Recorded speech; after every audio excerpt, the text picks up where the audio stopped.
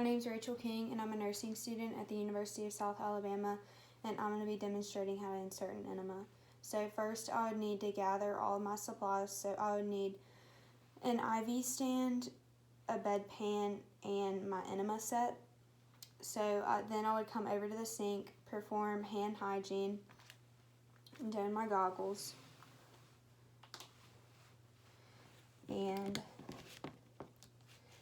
I would make sure that the tubing was clamped, and I'm also going to make sure that I don't get the tubing in the sink. So I'm going to need to fill this with 750 to 1,000 milliliters of warm water for the adult enema, or I could use saline.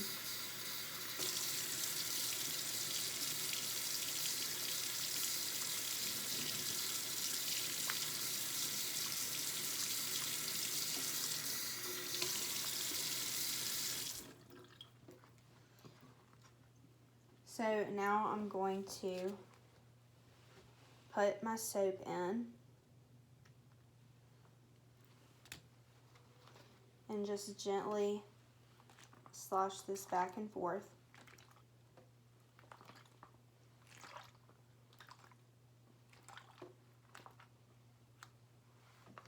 So now I'm going to come over here .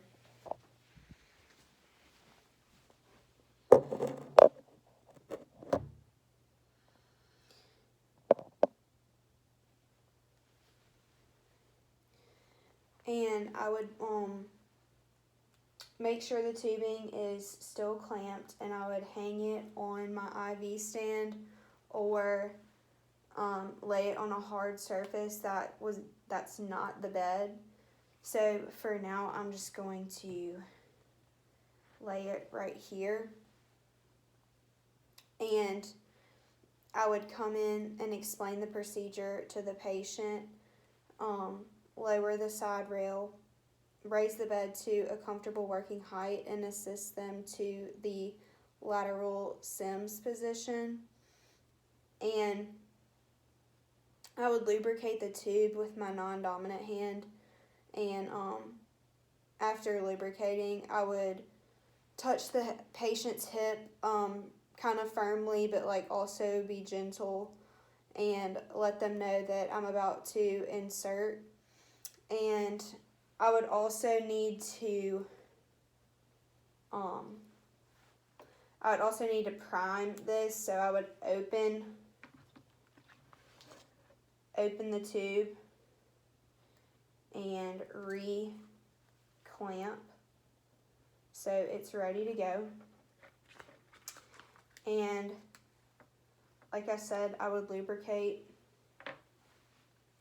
about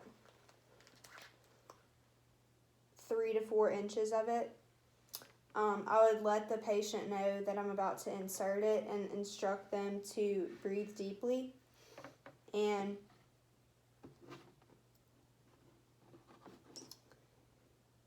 I will insert this about 3 to 4 inches into the rectum. And if the patient is experiencing any type of discomfort or cramping, I would instruct them to continue to breathe deeply. And if the procedure needed to stop, I could either re-clamp the bag or lower it.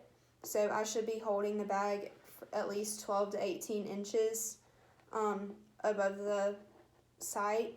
And so if I lowered the bag, it would decrease the rate that the solution is flowing. Also, if the patient has hemorrhoids, I could tell them to bear down in order to prepare for this procedure. And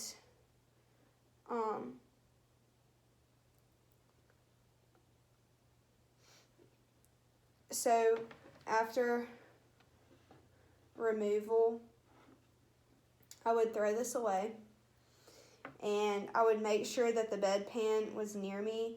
the entire time, and when it was time to evacuate, I would help the patient to the commode or help them onto the bedpan.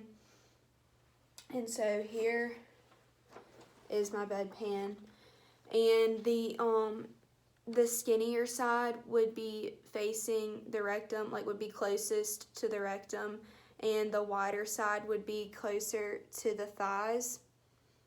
And for documentation, I would note the amount of water placed in the enema, the type of enema, the time, how the patient tolerated it, and the color and amount and return of the liquid, and how the patient tolerated the procedure, and how I left them in the room.